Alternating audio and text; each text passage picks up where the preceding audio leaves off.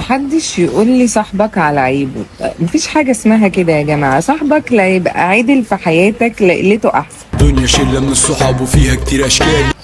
يعني الصاحب ده ميزان بيتوزن بيه الحياة كلها والناس بتوزنك بيه. واللي باع الغالي دايما بس للرخيص مصاحب. فلو حواليك 3 فاشلين انت هتبقى الرابع بتاعك، صدقني.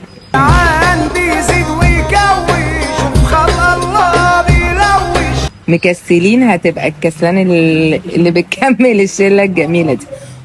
عاش صاحب صاحب. ما تقوليش القعدة الحلوة ما تتعوضش، عشان عمرك هو اللي ما بيتعوضش. خلي بالك يعني. اعرف ناس تقدم منك، اعرف ناس تفيدك في حياتك. يعني لو هو بيشتغل في البيزنس هيساعدك تعمل بيزنس، هيديك افكار، هتلاقي نفسك كده عندك شغف تبقى زيه، هتحاول تقلده، هتحاول تتحسن عشان تبقى زيه. انما الفاشل ده هيقعدك جنبه.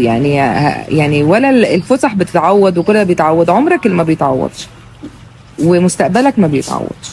فصاحبه اللي يقدم منك. رسي سلام يا صاحبي.